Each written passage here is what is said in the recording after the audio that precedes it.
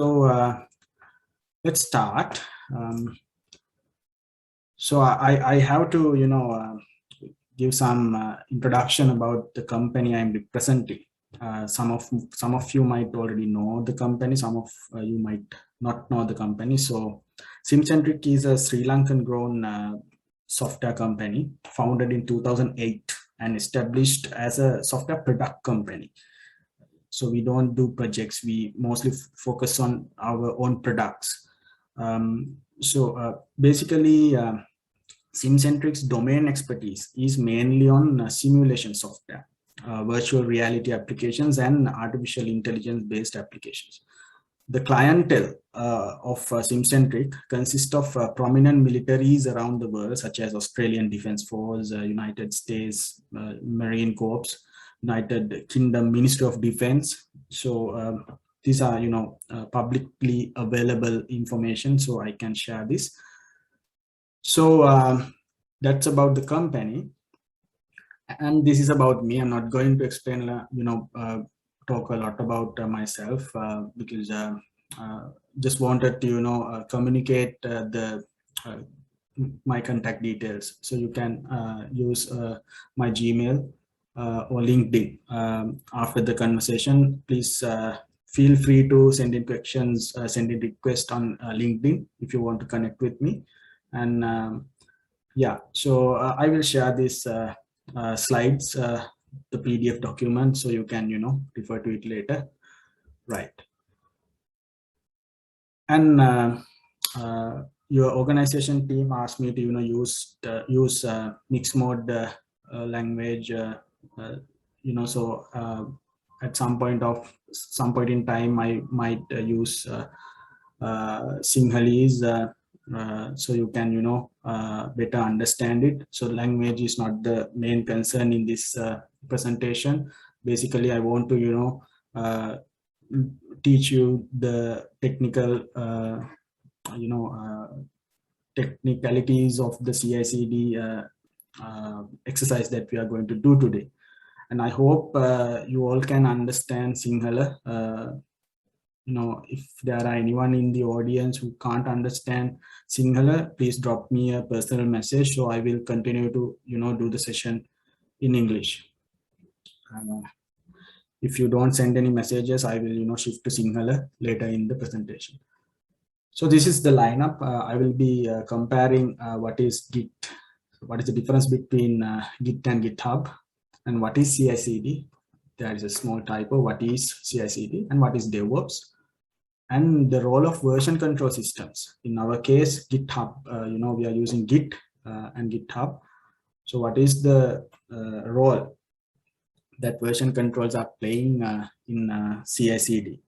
Okay, there is one message from one of the participants saying that Sinhala can't be understood. So I will continue the session fully in English. There's another message.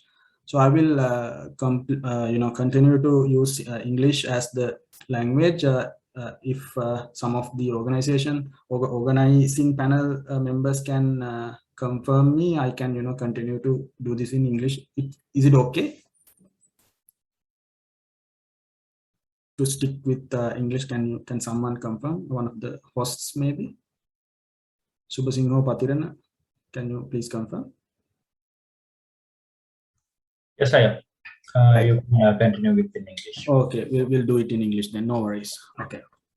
So then I will, let you guys see some of the details we use at Simcentric internally. How our process, our CI/CD pipelines, what are the tools that we are using, so you can get, get an understanding how CI/CD is, employed practically in a software company. And then use of branching workflows. This I will be not going into detail. I will explain the importance of branching workflows. And then the most interesting part, hands-on session. I'm not sure whether I will have enough time, but I will try my best to, do it within the given time frame. hands-on session. There is a small typo. It should be this point should be renamed, so don't worry about it. So the hands-on session will be this implementation of a CI pipeline, continuous integration. So there is no continuous, deployment part, only the integration part. So I will explain, the difference between CI and CD and all that. Then the implementation of a CI pipeline. So we'll be setting up a GitHub runner. I'm assuming that GitHub runner has not been experimented by any of you. So I'll be setting up a GitHub runner in our own machine, and then how to use GitHub actions to automate our builds and automate our tests. So that is the fundamental basis of any CI/CD pipeline. Then there will be a Q&A session. So let me quickly dive into these theories. So let me, the boring items will start now. So this is actually, so Git was GitHub. So what is the difference? Simply put, Git is a version control system that let you manage and keep track of your source code history, which you guys are already might know. GitHub is a cloud-based hosting service that let you manage Git repositories. So understand the difference, because in certain interview questions, when we ask, do you have an experience in Git? They simply answer, yes, I have this much projects in GitHub. So that is not the answer that we are expecting. Git is something else, GitHub is something else, right? So by, if you know Git, you should be able to, use these commands, and in GitHub, some value additions are there. It's, two different things, right? So what is CI/CD? Lot of text here. So, this is the official definition from Red Hat. So the source is Red Hat. So this is their definition of CI/CD. So let's try to understand this. Okay. So the acronym CI/CD. So I have highlighted, the important words. So these are the words that you should, keep in mind. So the acronym CI/CD has a few different meanings. The CI in CI/CD always refers to continuous integration, which is an automation process for developers. Successful CI means new code changes to an app are regularly built, tested, and merged to a shared repository. So it is a solution to the problem of having too many branches of an app in development at once that might conflict with each other. So this is the explanation that the Red Hat is giving us. So the CD in CI/CD refers to the continuous delivery, right? And or the continuous deployment. So these are two words which are related concepts that sometimes get used interchangeably. Both are about automating further stages of the pipeline. So automating further. So you start with CI and then you continue to at the CD part. But they are sometimes used separately to illustrate just how much automation is happening. So continuous delivery usually mean a developer's changes to an application are automatically bug tested and uploaded to a repository like GitHub or whatever, where they can be deployed to a live production environment by the operations team. So continuous deployment can refer to automatically releasing a developer's changes from the repository to production, where it is usable by customers. So it addresses the problem of overloading operations teams with manual processes that slow down the app delivery. So in the end, it is probably not worth your time. So this, I have to tell you, it is probably not worth your time to get bogged down in these semantics, these words. Just remember that CI/CD is really a process, often visualized as a pipeline that involves adding a higher degree of ongoing automation and continuous monitoring to app development. So so many enterprises start by first adding CI, the integration, continuous integration, and then work their way towards automating the deployment and the delivery down the road. So that is how the theory, or first you have to understand what is CI/CD, then only you can look at the practical aspects of it. No, so this is it. So the previous slide I have summarized into few points. So CI/CD queue gaman. So once you hear the term CI/CD, it's about frequent delivery of your app. It's about automation for automating all the app development stages. And CI/CD an answer. CI/CD is an answer for a problem. So what is the problem? The things that you encounter during integration of people, a lot of developers are working together, so you have to integrate the code and you have to test it. So that problem, the answer is CI/CD, and it's all about ongoing automation. Automation doesn't stop, right? So you automate it every day, as in you improve your automation suite and continuous monitoring.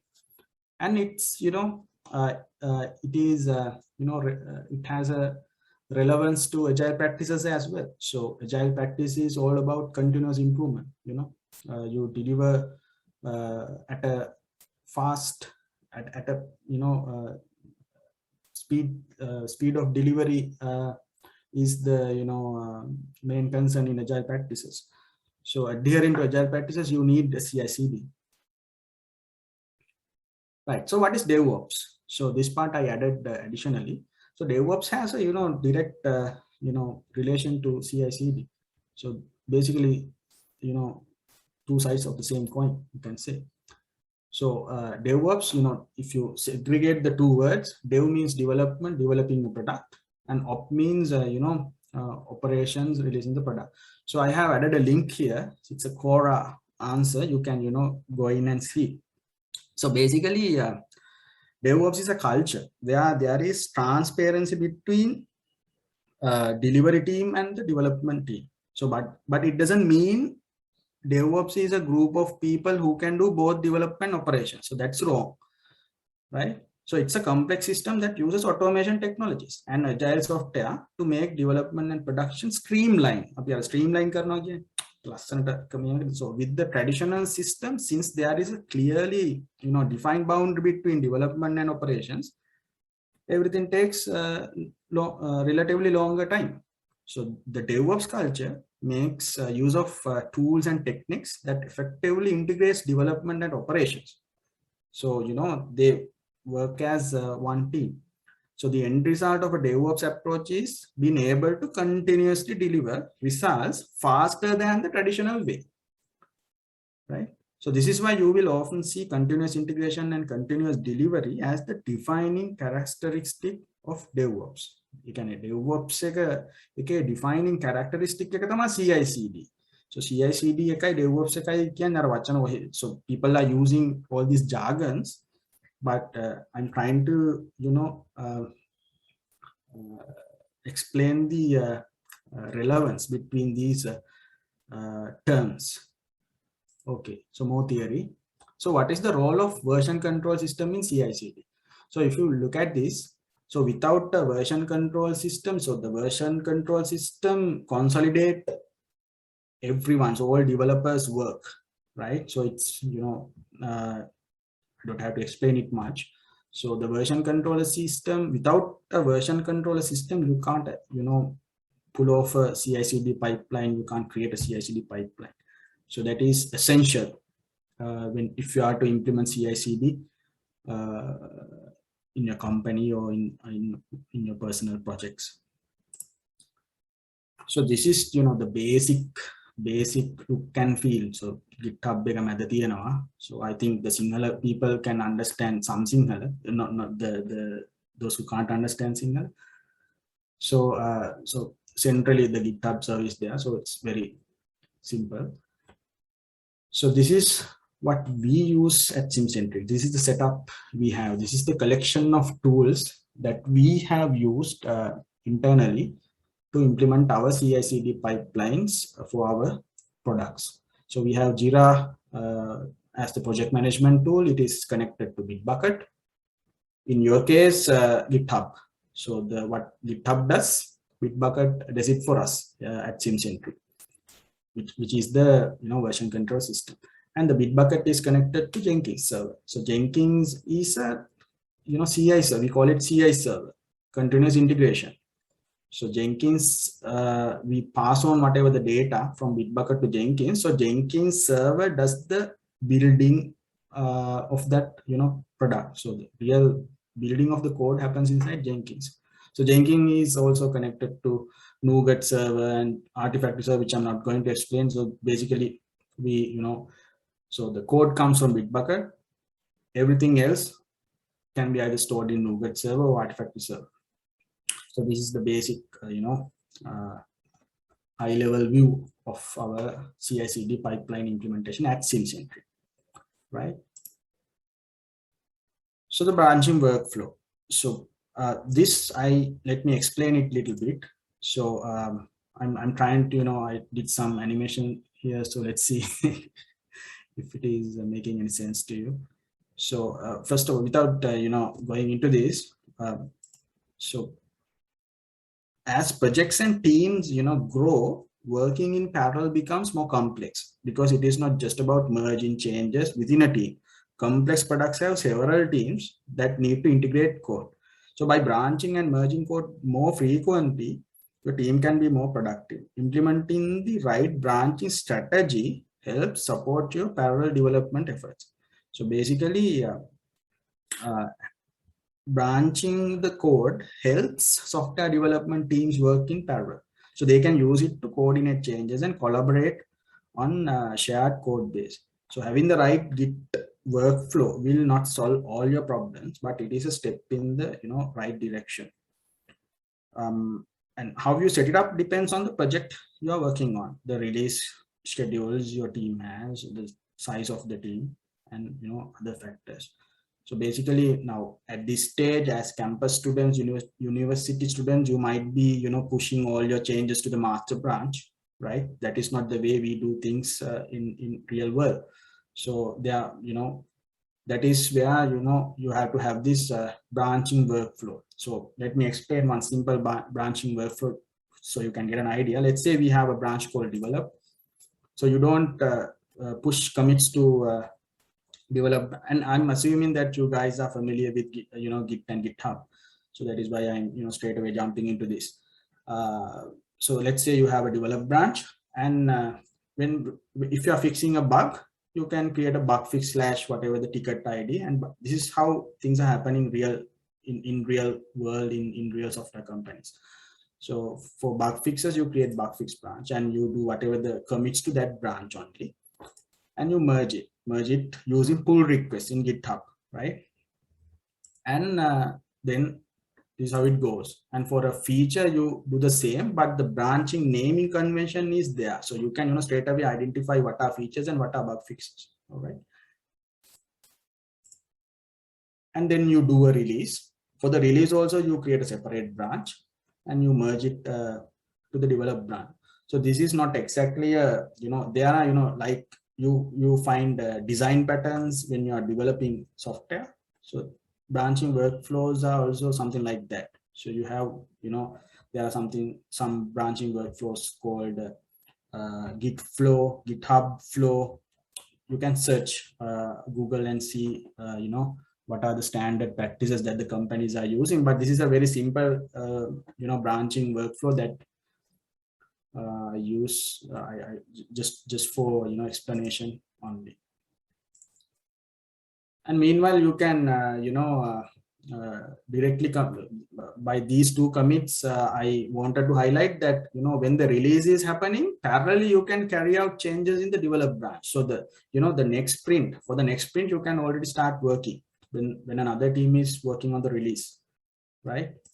The parallel development. So this is another question that no one has a clear answer. Is master a special branch? So in GitHub, I think you can now rename the branch. So no, the master branch is in Git is not a special branch. So just a default name that the when you run the git init command, it creates a default branch and names it as master. So just some small information. So let us start the hands-on session. Bear with me if something goes wrong. Hands-on sessions never go according to the plan, but This is the interesting part. Keep your notebooks ready, make notes, right? Make notes what to Google and all that, so you can later, do a self-study on this, right? So I'm gonna minimize the presentation. Okay, it's in a different tab. So let's assuming that you all have experience working in GitHub, which is what was communicated to me by your organization team. So assuming that you have access, so I have created this repository fit sample lab for this demonstration. So it's a very simple sample program, and I have cloned the project as well, the repository as well. So I'm not going to explain how to do it because the idea is to explain the CI/CD part, not how you use Git, right? So I have cloned the repository here. So here is the repository, and you have the code in GitHub. And now I have explained what is CI/CD. So you need to have automation, right? So how to automate this? So my goal is to, let's assume this is a repository. Let's say you have 5-member group and you are working on a group project, and all 5 of you guys are, committing to this repository, and sometimes some person might commit a change and the whole master branch will break, right? And then another person, pull the code, the latest changes, and now everyone's code is broken, and right. So that is the basic scenario that I'm trying to avoid.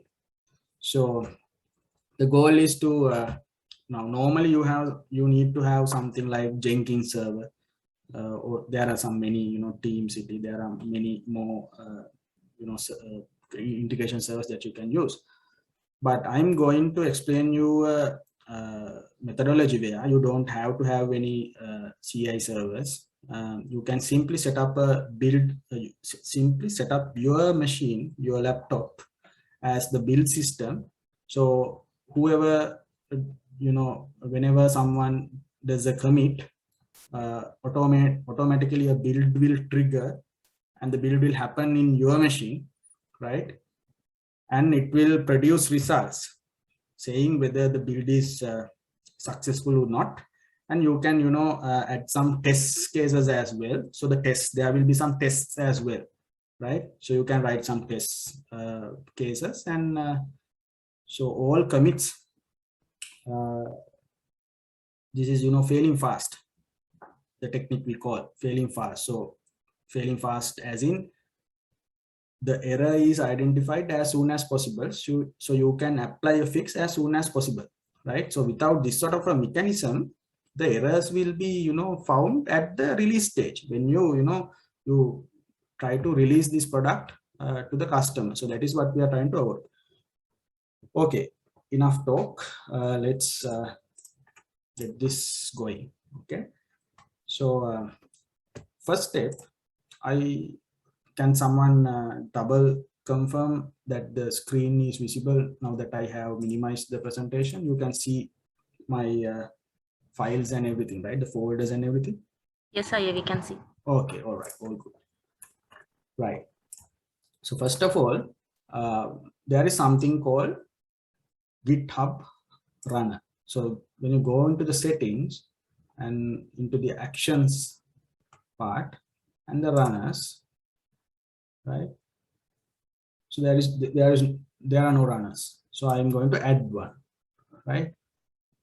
So the runner is a piece of code, piece of software that gets installed in your machine, so that the runner will be able to communicate with the GitHub repository. So whenever a change happens in the GitHub repository, the GitHub repository sends a message to the running GitHub runner, and GitHub runner then carry out a build and reply back with the status of the build, whether it is failed or successful.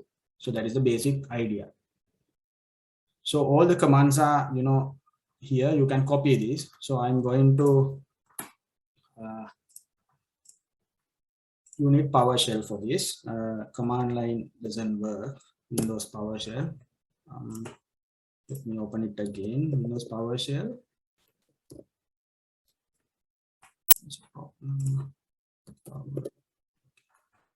Run it as administrator. Okay. Let me. Okay. Okay. So the path is somewhere else. Let me change the path.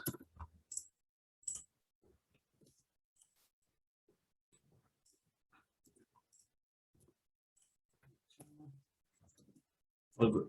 Right. So let me go back to here, and just a matter of copying all these commands. So I'm going to start here. So it will create a folder inside actions runner. Very simple.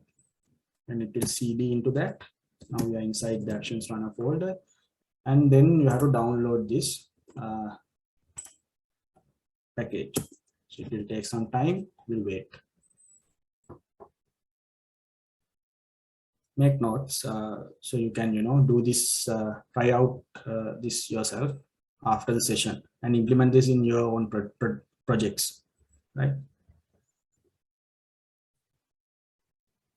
So you can minimize the you can be very productive in your final projects, and in whatever the projects that you guys are working as a team.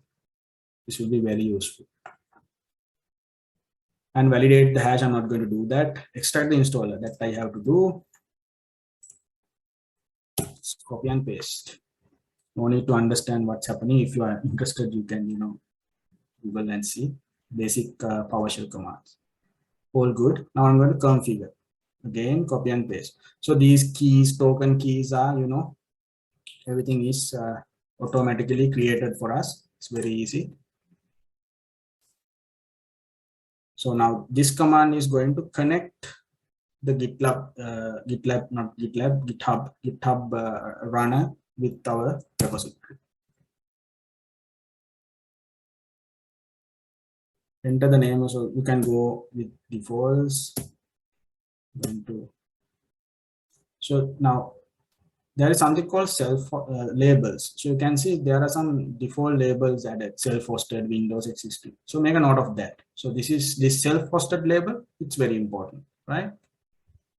So default, would you like to run the runner as a service? At this point, I'm going to say no, because there is no need for that. But you can install this as a service. So whenever Windows start, it will start again, right?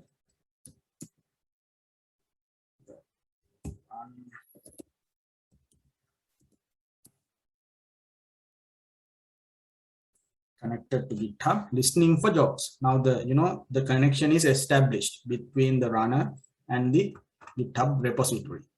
So now let's go back to the repository. Now, how do you normally build your product? So in this case, if you go to the code, this is a .NET Core application, ASP.NET Core, right? So you might be developing Node.js, Java, whatever, but the toolchain, the build commands will be different based on the technologies that you're using. But what I'm going to explain, the concept is same. So whatever, irrespective of the technology or the toolchain that you are using to build your software, you can use the same concept. The tools are there, right? So this is the key thing, GitHub action. So we are going to use an action, right? So now already some suggestions are there because my code is .NET Core. GitHub has understood that my code consists of .NET Core code. It is suggesting me these actions, right? If your code is Node.js, the suggestions will be different. So you can use same stuff. And just do a Google search now, even for C++ application, if you scroll down, right? Now see Android application, right? Python, right? Even for C++ application, you can keep scrolling and see MS build. So you can there are actions for every program that you are going to develop. So here I'm trying to use this one because my project is a ASP.NET Core project. So I'm going to click this button, and it will create a file inside my repository with sample lab .github folder, workflows.net YAML. So this is a YAML file. So, you know, YML file, it's a YAML, it's a kind of a, not a scripting language, kind of a syntax that you can use to set up config files. All right. And if you look at this default created file, you can, let's try to understand this. So the name is .NET, okay, right? On push, on pull request. So what is going to happen? Whatever the, you know, when you include this YML file into the repository, the GitHub is capable or intelligent enough to pick all the changes that you do to the repository. And if there is a push to the master branch, it will trigger a build. If there is a pull request to the master branch, it will trigger a build, right? Jobs build runs on Ubuntu latest. So Ubuntu latest එකේද දුවන්න ඕනේ කියන එක. What should be the server or the runner? So this is the runner. So this default Ubuntu latest is not going to work for us, right? And the steps. So these are default steps that you know, you use to run any .NET Core application. So those I'm not going to change any of these, but I'll have to change this, right? To what? If you go back to the settings, if you go to the actions, runners, Waruna laptop. So my runner, which I configured in my PC, now it's visible here. There is a label, self-hosted. I need to add this label. So this is the, you know, link. This is how you link your build to your self-hosted runner, right? Runs on self-hosted. And I'm not going to change any of these, assuming that the build will go through without any issues. And this is a file, so we are changing a file after all. So you have to in Git, any change to the file system will require a commit. So I'm going to commit directly to the master branch in this case. Okay, so I'm going to commit this. Now this should instantly trigger a build. So how we can, you know, see the ongoing builds? So you have to go to the actions. See, 2 minutes ago, not exactly 2 minutes, I'm not sure. Okay, so the build has started. Now if you go back to my what you call the command line, see, it was listening for jobs. Now it is running a job, and it is highlighting the stage that we are in. So if you click this one, you can see the progress of your build, right? Yeah, so it has already gone to, it has, so you can, you know, expand it and see how it is going. The checkout has, you know, already successful. Setting up .NET is also successful. This might go wrong. All right, the building is okay. It has successfully built. Okay, thanks for that. Sometimes things go okay, right? Very rare instance. When you are doing development, software development, things tend to, you know, more often than not, things are not happening properly. So let's see. Okay, all right, so there is a green tick, which means the build has run properly. So where does the build, you know, is taking place? In our machine, right? So we don't have to purchase any resources, you know, we don't have to do anything. It's a lifesaver for university students, and the same concept can be applied when you want to implement a CI/CD pipeline, let's say in your first job, if you are required to do that, right? So just a matter of, you know, installing this GitHub runner in a server in your office. So if you go to the, you know, actions again, let's see. Okay, there's a tick, nice tick, right? And let's see the place. Let's see the commit history, right? It's nice. Okay, and there's a tick here, indicate that, you know, there is a successful build associated with this. All right. So now if you go back to the actions, let's see the code again. Our we call our build logic is included in this code. So if I explain this further, right? Explain. So this I explained it earlier. So jobs. So you have one job called build, right? Runs on self-hosted. What are the steps? What are the steps? So it uses these packages. We can call it packages, but these are, you know, some. If you want to check out something, you need to add this. It's simple as that. If you want to, you know, set up .NET, simply you can add this, right? And .NET version is mentioned here. And this is the name of the step. So you have steps, and this is the name of the step. So you can have any name here. And this is another name, restore dependency, and there's another name. So the name of the step and the things that you want to run. So simply run, and you just run this command. So the command will get executed in the GitHub runner instance, which is configured in your PC, and the build. So likewise, you can, you know, have many number of steps and, you know, group them together as steps. I mean, number of commands, and, you know, design your build plan properly. And for the tests also, the test scripts will, now in my code, you know, there are no tests, but it shows as successful if you go to the actions and, you know, check this build again. Go inside. See everything in the test, the command is properly run, so everything is nicely visible here, right? So that is, I think that is what I have to explain. I had to explain the basic fundamentals of how to set up a GitHub runner in your PC. And I'll go back. Let me check if I have missed anything. Okay. So now there is, but you have to be careful with this. So that is why I have added a separate slide for this. Now, the repository that I am using, Fit Sample App, it's a private repository, right? But with public repository, it's a bit dangerous, because anyone can add a commit and automatically a build will trigger. And you can change the YAML code as well, in which you can plant some malicious code. You can, you know, set up a PowerShell script to, you know, run in such a way to delete all your files, you know, simple example, right?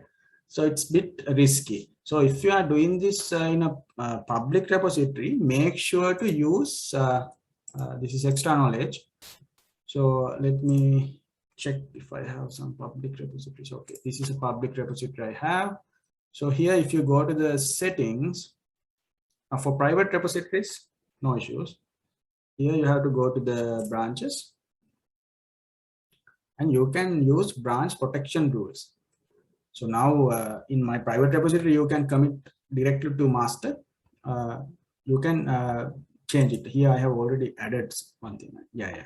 So for the master branch, I can check require pull request reviews before merging. So a pull request, through a pull request only, someone can commit a change to the master branch. So the pull request you can review, and if there are malicious code, you can reject the pull request. For public branches, public repositories, make sure to not use GitHub runners. If you want to use branch protection rules. These are very basic stuff you can, you know, read and understand. So I'm just, you know, pointing to the location. Okay. Right, and going back to our origin repository. Okay. Right, so I'm into the bonus content. So how do you organize your work within the GitHub? So you can, you know, create a project here, right?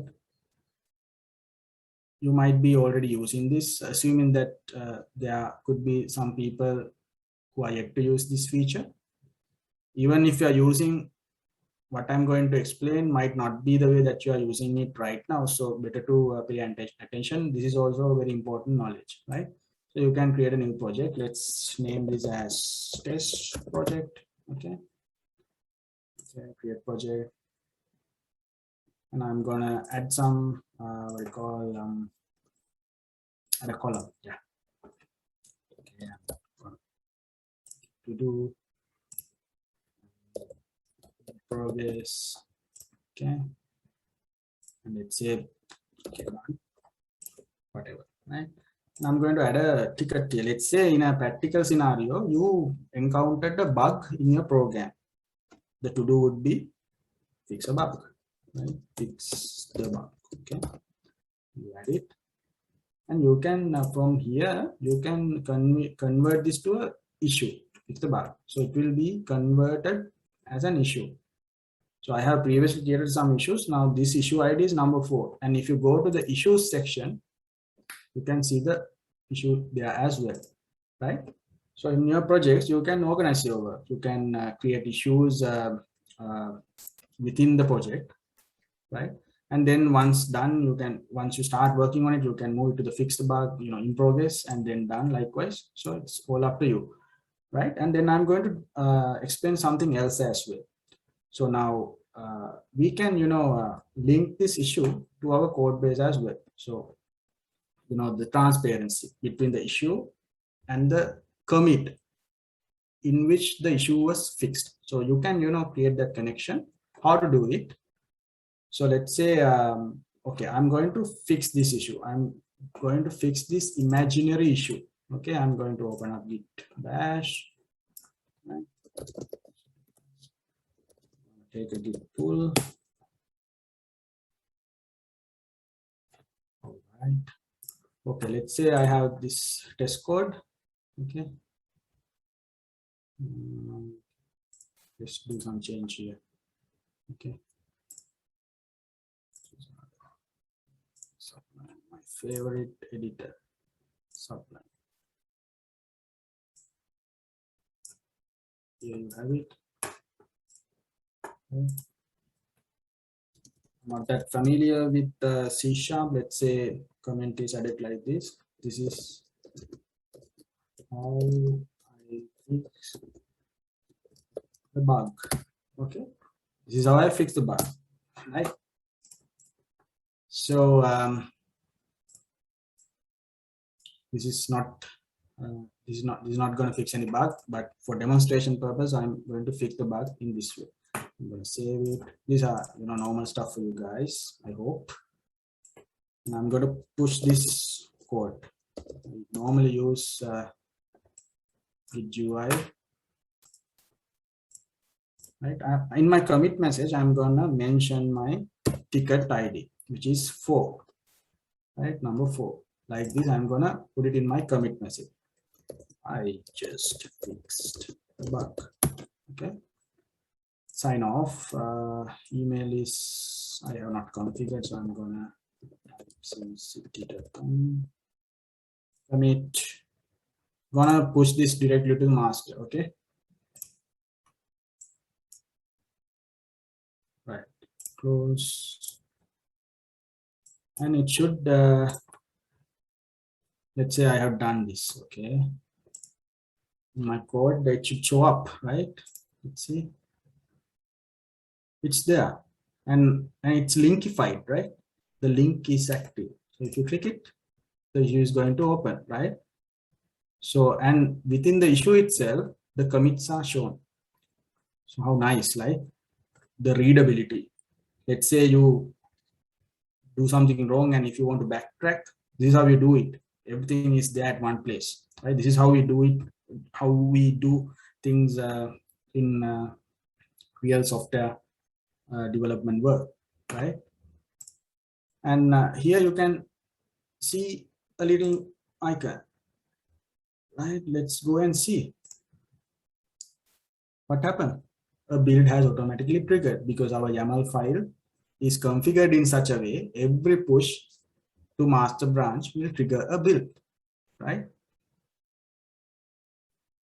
But it is taking a while. Let's see What's the reason? Maybe the command was okay. All right. Then right. So it has triggered a build, it will run and it will be successful, hopefully. Right.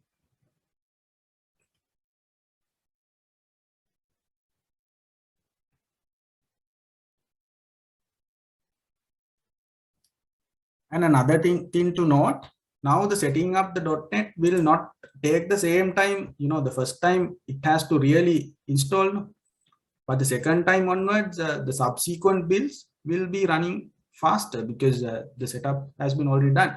How GitLab runner manages it? Let's go inside the actions runner. If we go here, work folder, actions, setup.NET, this folder, it caches everything, right? It caches everything. So the subsequent build will use this cache instead of installing it from the scratch, right? So the subsequent builds, the first build will take some time because you have to, install it and everything. Unless you delete these folders, for every step, the checkout, the setup, the caches are here. So the caches will be used, right?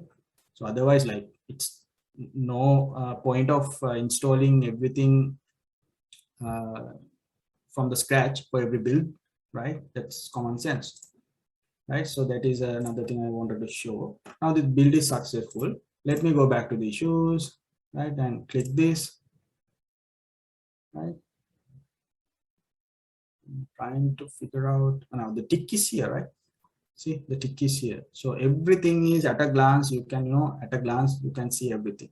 All the things are consolidated into one screen. And I'm going to show you another trick. Let's go into the code and go into the YAML file. Now I'm going to limit this. Let's assume I don't want this build to trigger for every push. So just a matter of deleting this. Now it has to be a pull request.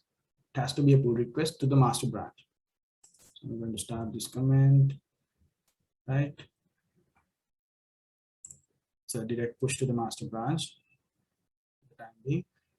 Now there should not be any new builds triggered, right? There's nothing here, only the two builds that we have run previously. So let's do a small change. We can, change content within the GitHub as well. Let's try that out. This is another sample. Okay. So I'm gonna do this change via a pull request. Let's assume this is another bug fix. Okay. Bug fix / test. Okay. Propose changes. So now this will create a pull request, not a direct commit to the master branch. Okay. Propose changes. Okay. Now, okay, create pull request. Now the pull request is created. Now let's wait a while. See, a build is triggered because now it is a pull request. Now it will build. See how you can play with the YAML file and do all this stuff, and it will take its time, and it will show up as successful once it's done. So let me go back to the presentation. Okay. All right. So the idea. Okay, I think I mistakenly pressed F5. Okay. So this is a question to the audience. You can answer this if you. I hope if there are at least one or two extroverts, you can answer this. So the idea was to what happens is, like, people do a session and they will teach you what are the benefits of having a CI/CD pipeline for your software product. But now I have explained all how the CI/CD works. In practical sense, I have demonstrated how it works. So now I think you can answer this question: what are the benefits of having a CI/CD pipeline in your software product, for your software product, right? I expect at least 3 answers. and I'll give you guys 2 minutes. Okay, I got a message probably from okay, can notice if there are any bugs that don't show in the local environment. Okay, not really, like bug, yes, bug as in not a build error, a bug, yes. If the test cases are there that checks for that bug, it will be captured during the build, right? Then Nimna Pereira have better control on the repository maintenance. Repository maintenance, yes. If you use, properly configure, the standard practice is not giving master branch direct access. Check my branching workflow slide. So you have to have a kind of a workflow, right? Through pull request, only you should absorb changes to your main branches, either developer or master. Streamline the workflow among the members. Yes, that is the main thing that I wanted to explain to you guys. So whatever the practice that you guys just start using this as a practice in your final year project or any campus project, because this is how you have to do it anyway when you go into the professional world, right? Okay, exactly 3 answers all are typed in to the message box. Okay, that's fine. So I think you have understood the benefits of having a CI/CD pipeline, right? Basically, if I go back to this slide, let's just do this one. This one. So this, in a way, explains the benefits.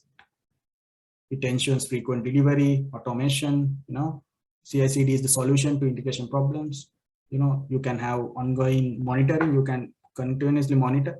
And I didn't demonstrate the deployment part. It's just a matter of in the YAML code you can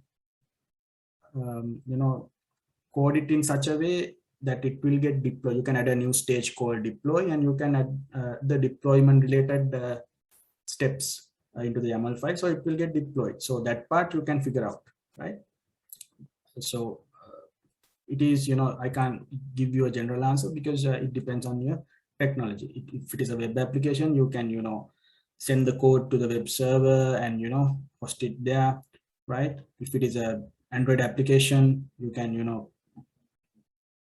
deploy the APK to the Play Store or App Store, Apple. So the deployment part also the same YAML file you can use, right? And it plays along with agile practices. So agile and CI/CD go hand in hand, right? Right. So and I have added some useful links as well for further readings, right? Since I'm sharing this slide deck with you, you can click and see. And finally, if you have any questions, now is the time.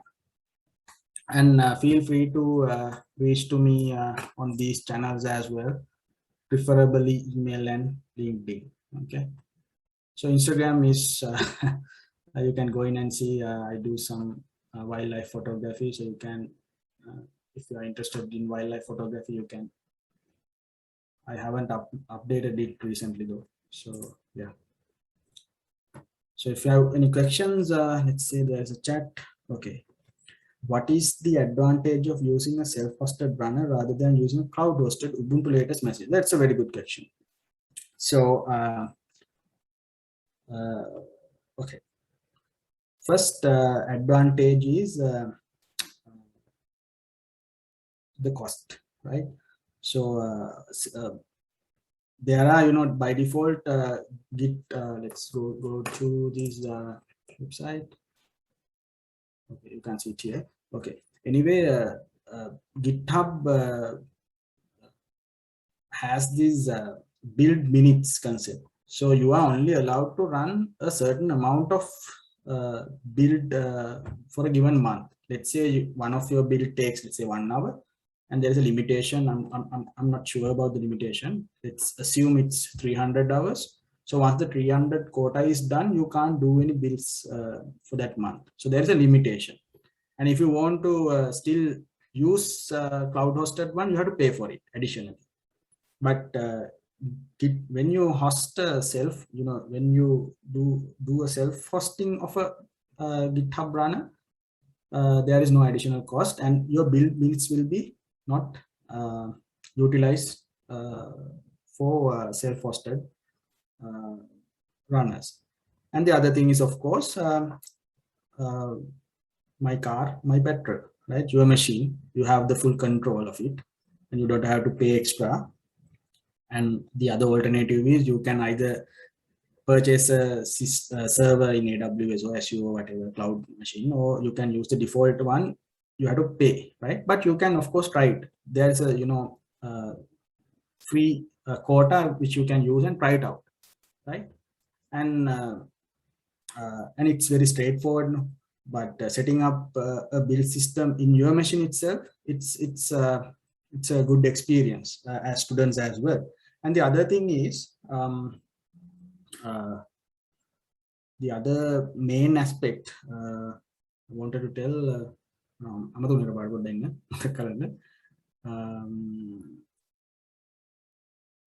yeah, I think I already mentioned that there is a security aspect as well. So it's kind of a negative aspect of using GitHub runner. So because you can, there might be malicious code coming in unless you have this branch protection that I explained, right? And the other there's another difference when you use cloud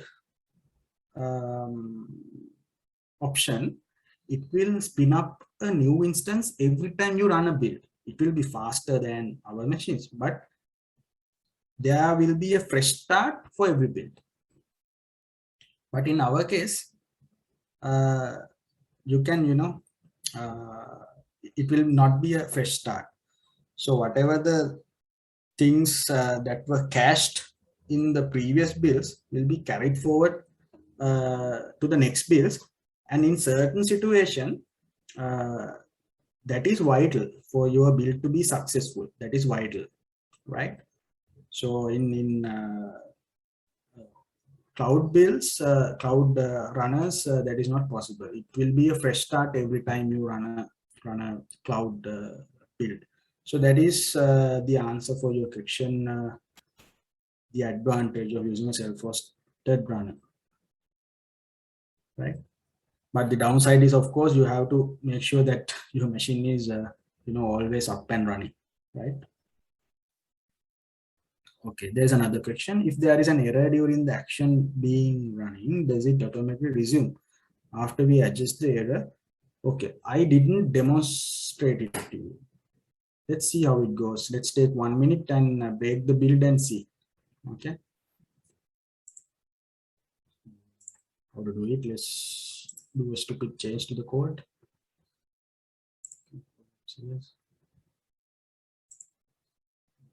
Let's edit.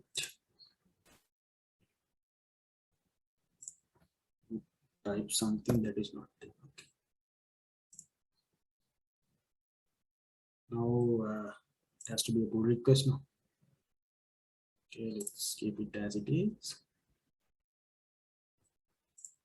It's running. Okay. Create pull request.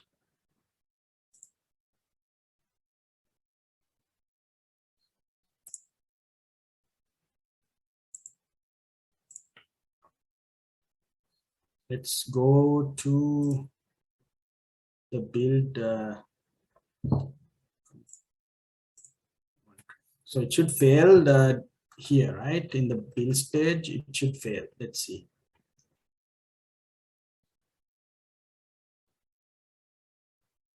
And if you have any more questions, just type in. I can answer while this is running. Okay, there is another question. Assuming we are having separate repos for, okay, questions are okay. So we are having separate repos for front end and back end. Like if we plan on having microservices, should we have separate CI/CD pipelines? Yes, it's like this, no? So separate repositories mean two different ways of building the product. So you have to have a YAML file for each repository, right? In simple terms, but this could be or else you can have let's say you have kind of an umbrella repository. Let's say you have one repository, and inside that repository's YAML file, you check out the code of the other repository and build that as well inside the same YAML file. That can be done, but you know this principle of having SOC principle, separation of concerns. It's always better to separate your concerns, right? You can do it, but it's easy if you have separate CI/CD pipeline for every repo, but you can use the same runner, of course, right? How should it be set up? The same way. Should we have separate? So for every repo, you create a YAML file, and inside that YAML file, you define only the steps that you require to build that repository only, right? So the changes are happening, so it will build separately. It will build separately. And if you want, I think the question that you're trying to ask is like, can I get a one kind of a package with consolidated outputs from all the repository? If that is the case, you can, you know, identify one repository as the main repository in which you can run, you know, check out code from every repository and build one consolidated package from that repository. Based on my knowledge, most of the companies using GitLab CI or Jenkins for CI. Is it useful to learn GitHub Action than Jenkins? So it's like this. So GitHub Actions, learning GitHub Actions is important. This is assume you want to connect.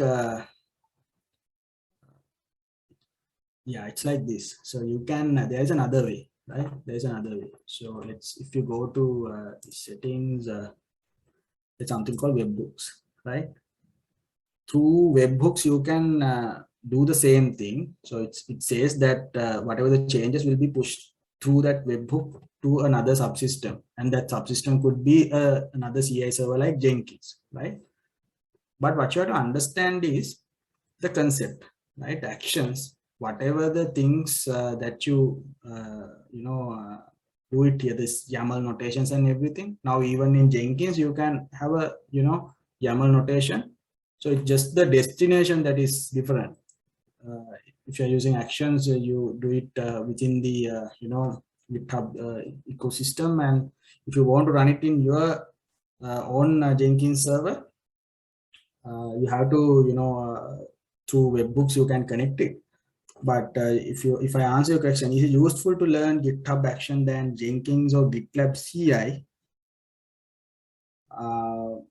Yes, it's useful because you have to take the baby steps first.